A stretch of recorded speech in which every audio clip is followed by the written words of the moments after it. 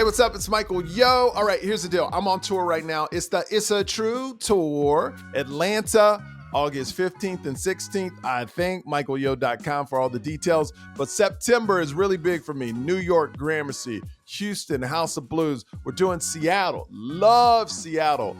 We're doing the Triple Door, one of the most beautiful places I've ever played at. The place is incredible. It's all in Seattle. You sold out 2 shows last time I went. I only can do 1 this time because I think we're doing some crazy trip, right? We're flying somewhere to somewhere. Washington, D.C. to Seattle. Yeah, so totally across the country. So we're in Washington, D.C., and then we're flying across the country to do 1 show in Seattle because it's a Sunday night, so I didn't want to do 2. So Seattle, Washington, D.C., one of my favorite places in the world, the Improv. We will see you there at michaelyo.com for all your tickets. Go.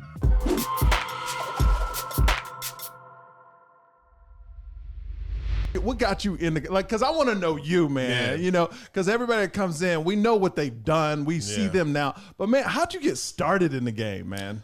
Long story short, man, I'm an 80s baby. I was born in 75. So I grew up, and you know, my father gave me the history of watch Richard Pryor, Mantan Moreland, Step and Fetch It, Moms Mabley, a lot of the black and white classics, Amos and Andy. So I always had a love for the history of comedy. But Eddie Murphy, I mean, me and my pops religiously used to, it was television scheduling where we would watch him on SNL, and he was like my first major inspiration. So, and when I saw 48 Hours and Trading Places, I was like, I want to be that guy, because his wit, his charisma, the way he stole a scene and just brought you into his moment, that's what I wanted to do. Was it about him being black? Because partly, it's always a little bit about that, because you know, we in an industry where we are not number one, and even when we number one, we're reminded that we're not number one. So it was a little bit of all of that. But again, I just always had a love for comedy, and so I read in a book where he started when he was 14. We got the same birthday, same astrological sign, so I took all that as inspiration to go, well, fuck it, if he did it, why not me? So I just started doing stand-up at 14. I knew Bob Sumner, who was really the brainchild behind Def Jam. I know Stan Latham and Russell Simmons get the credit on paper, but it was Bob that really started it. And, you know, coming up in New Jersey, New York with Bill Bellamy, Hamburger Jones, and those guys, just did Def Jam when I was 16, Showtime at the Apollo when I was 17, and been in it ever since. So what was the toughest part for you? Did you automatically hit as soon as you got in? Like you, because it seems like, you know, a lot of people just say, I'm going to try stand up. But they like comedy, but you seem like you were a student before you even got into the game. I was definitely a student, but, you know, I really, you know, this is a passion for me for real. Because Lord knows I've had every reason in the world to want to quit. Yeah. And I think about quitting every day. Why? So just because, you know, the industry is such, you know, there's a lot of things that we understand. Look, it's show business, and the business is bigger than the show, even though I dispute that a little bit, because without the show, you don't have the business. So to try to, and you know, when I say the suits try to perpetuate like, the business is more important than the show, but without the show, you don't have a business. So that being said, the politics, the racism, the showboating, the jazz hands, all the shit you got to do that ain't got nothing to do with comedy, I can't stand it. So, because here's what's interesting to me, and I'm going to just be blunt and straight out with you. You're one of the most talented people I've ever met. Hear it all the time. But you haven't got that break where I've seen people not as talented as you get the big breaks, and they're doing big things. Listen, I don't know. But how do you live? How does a person go 30 years in this industry, live in that, see that, and go, why? I don't know what the politics. I'm sure there's politics in every aspect of entertainment or a business, but it feels like at least with sports, things are fair. If you don't have Kobe Bryant talent, you ain't getting a Kobe Bryant contract. In this business, you just said it. You don't have to have top tier talent to get top tier money. There's a lot of who you look at and go, huh?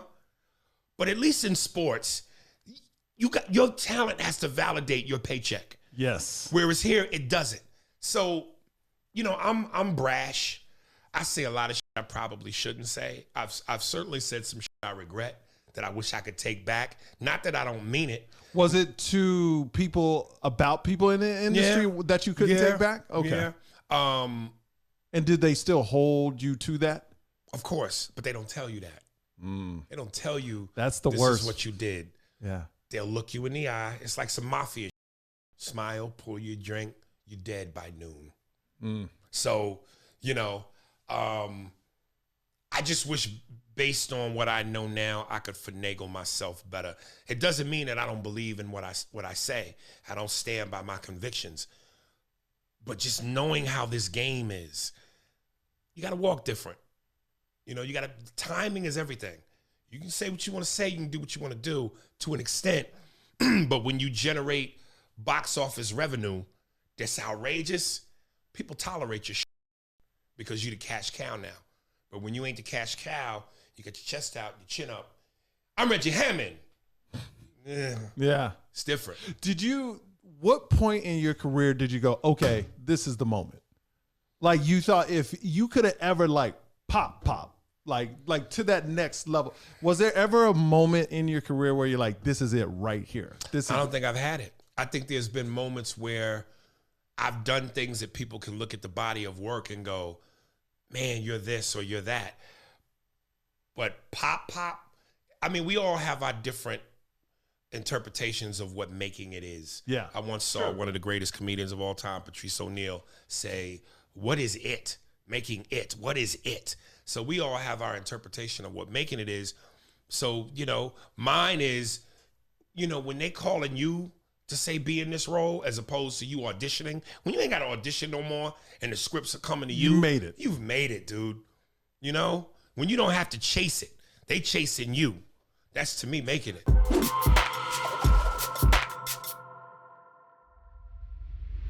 What's the one show that you'll remember for the rest of your life? Something great or bad happened at that show?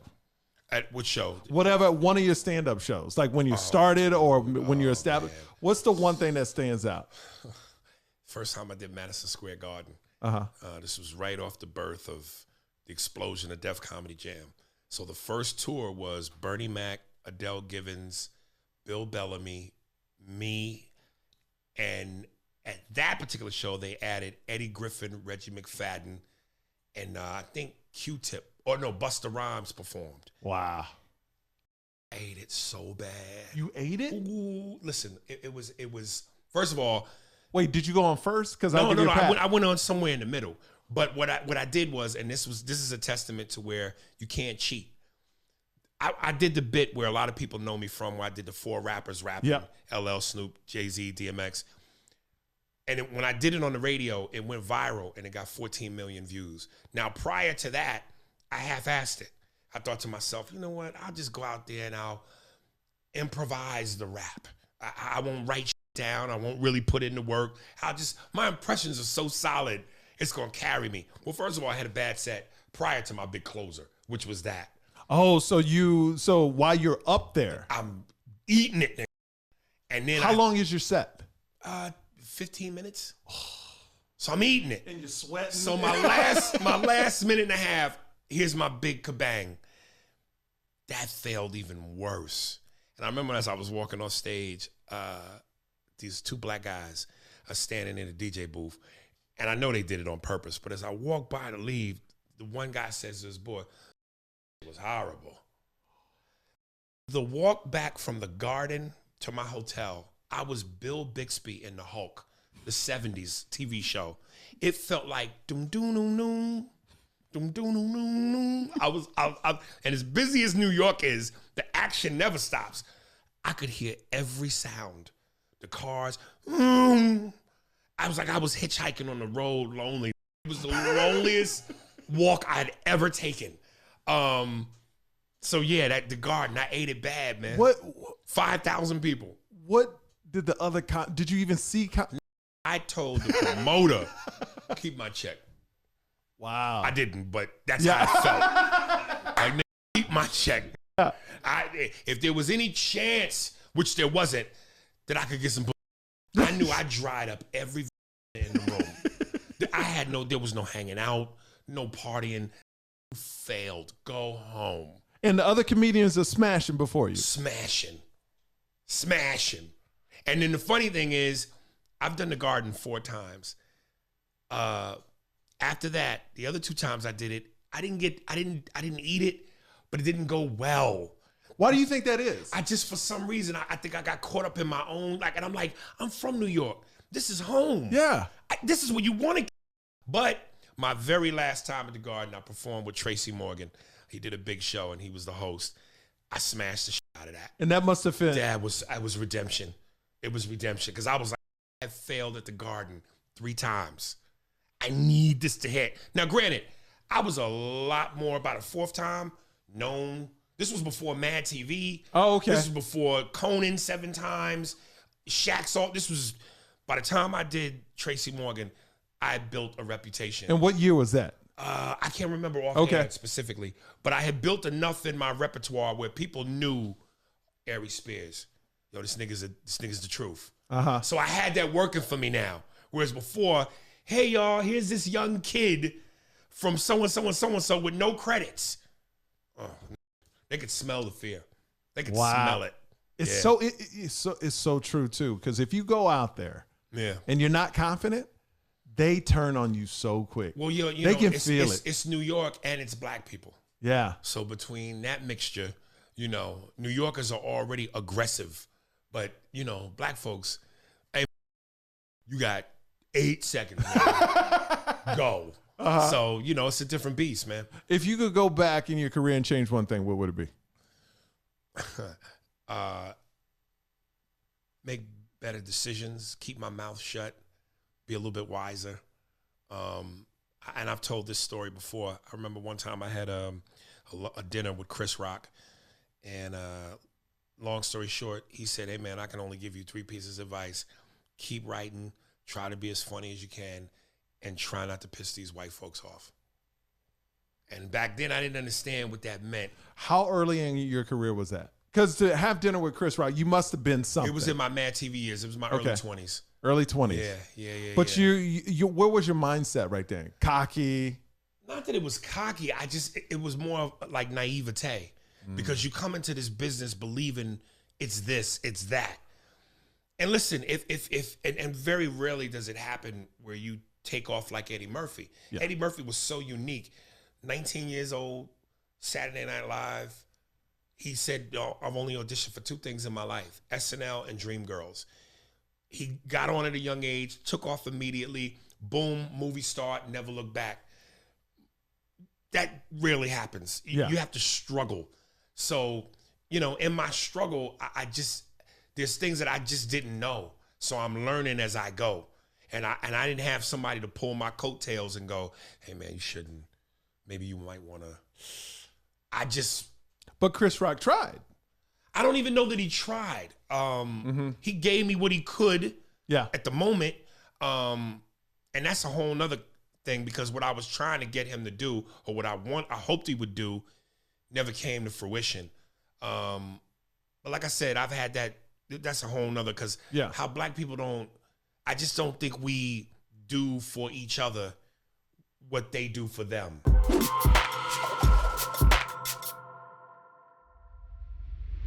ESPN once did a thing where they had me host a couple of, they were trying to do like a regular sports type of thing where they were infusing stand-up comedy with sports. And I remember one time I had 2 comedians write my monologue, and I don't really ever have nobody write for me. And I remember the day we shot it, I panicked and I froze. I literally couldn't remember the jokes. And I panicked so much, it got uncomfortable. And I said, time out. And I walked off and I went outside, and I was just trying to get it together, because I just went, this is not me. These aren't my words. This ain't my feelings. This ain't my passion. I'm trying to deliver somebody else's that ain't me. And it put me into the shivers, man. I started panicking, so I can't do that. I don't feel right. Whenever I have to do a show and they tell me, like I remember I was opening for Keith Sweat for like a month at the Flamingo in Vegas. And you know, comics, one of the things I love about what we do is every night we work is casual Friday. Yeah. We wear what makes us comfortable. I'm a New York, I wear Timbs and t-shirts and a New York hat, maybe a nice leather jacket if I'm calling it sprucing up. I don't like suits. So I think my agent lied to me because he goes, they want you to wear a suit. But the money was so good, the opportunity was so good, I said, fuck it. I went and got me 3 tailor-made suits. Every night I was sweating on stage profusely because I just don't like a suit. Yeah. I like to, you know, so finally I think the last night there, I went to the people in charge and I went, I've been wearing this guy's suit. Can I please wear it? They said, you could have always wore that. I don't know who told you to put on a suit. But my agent has always been trying to get me in a suit. And my agent, you know, he gay, so he real fashionable. He's always, you need to Gucci it out and you need to put on Prada and all this other shit. But that's not you. That's not me. My girl once bought me Louis Vuitton flip-flops. Most uncomfortable flops I've ever worn. I got cash in between my toes and my soles hurt. Give me the Jordan Air flip-flops. Right. They more comfortable. You know, this Hollywood, I love what you get from it. See an abundance, attention, adulation, respect, love, all of that's good. All this other shit though, I'm like, ugh. Do you, like, when you were young in your career, did you experience people once you started getting, you know, because I've never seen you controversial. I've never used that tag. Oh, I personally, for me, right. You know, to me, you're a comedian. You Yeah. know, you're a talented guy. But if you want to go with that, when you hit that point of, oh, he's controversial, did you see friends you thought were friends start turning their backs? Well, on first you? of all, I've never really had any friends within this industry because I take that word friend serious. Okay. Friends help you bury a body. Yeah. Friends, true. friends lie on the witness stand. So I got 2 friends who I grew up with in New York and New Jersey since 4th grade. So all this comedy comrade where guys hang out, like you said, in cliques and groups and call each other friends, I don't have that. Okay. Because I also feel like this shit is so phony that you call yourself friends, but when opportunity strikes and success hits, move different. So, hey, friend, how about that role in your show? Hey, friend, how about that part in your movie? It's happened to you? No, because I don't have any friends like Got that. you. You know what I mean? I got whose hands I shake, but to call you a friend, Yeah. we ain't been put to the test. Okay, acquaintance. Yeah. Okay. Godfrey, I love Godfrey. I love me some Godfrey. Yeah. That's my man. Love When it. I see Godfrey, friend, I don't know. Yeah. I've never asked him for anything. I've never needed him in the clutch. That's when you define friendship. When I need you in the clutch. We call each other friends all day. Just because you call it that don't mean it's that. Yeah. How you know, help me through some shit. So, you know. Okay, so I want to jump back to the beginning. You said like at 17 years old, you were performing stand-up. Yeah. You know, when did you fall in love automatically on the stage? And how long did it take you to get good on stage where you could rock a crowd and other comedians be like, yo, where you knew no matter what room you went into, Listen, it was going to be good? I say this as gingerly as I can. Okay. Because I don't want this to come off arrogant. I've always been good, Okay. but the goal is to be better. And in trying to evolve, that's probably where my weakness is, because I'm lazy at times. I easily get frustrated, and because of the business, I often go, man, this. Mm-hmm. And because that with my head, I'm not as on top of it as I should be.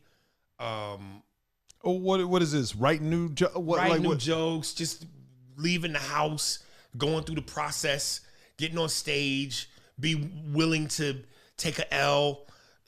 You know, listen, when you do this for 30 years, you get to a point where you get off the road and go, I don't leave my house when I get home. Yeah. I've been on the road so much. I'm tired, jet lag. My feet hurt. My feet swell. My back hurt. I don't want to go out. I want to chill. Yeah. Smoke a blunt. I want to chill. So I've become complacent. Got you. You know what I mean? A little bit. But you recognize, some people don't recognize that. No, I though. recognize it, Okay. nigga. I know. Some nights where I probably should go, you know what? F the material. Let me just do all new shit. Let me take a chance. Sometimes once I can feel the crowd a certain way, I don't feel like dealing with that. Yeah. I'm going to the playbook, man. I don't want to deal with that shit. Like there's cheat codes. Here we go. This gig I did twice. My Rob Stapleton, it's his show in the Bronx. I forget what the place is called, some salsa spot. But it's like 400, but every one of the crowd members have a felony record. And I'm just going, I don't want to work this hard. Like, to listen, I got to. And I was like, I did all that from 14 to 20. I don't want to work this hard. But because I've committed to, yo, Rob, I'm gonna do your shit. I'm here, and everybody's giving me that, yo, Aries Spears, yo, my the GOAT, you're one of the legends. Respect. So I know because of that alone, I'm not gonna eat it. I'm not gonna get booed, but I'm not gonna kill it the way I should kill it, because for me to dig down that deep, it's like, oh God, I just don't have the patience. For you three loud in the booth over there, for this loud that's drunk right here, I got to go in on you. I got to go in on y'all. I got to deal with the wait staff being loud. I got to deal with all these other elements to bring this together. I don't want to do it. You know what I'm saying? Yeah, I got you. Not that you can't, but it's like, God damn it, I've done all of this.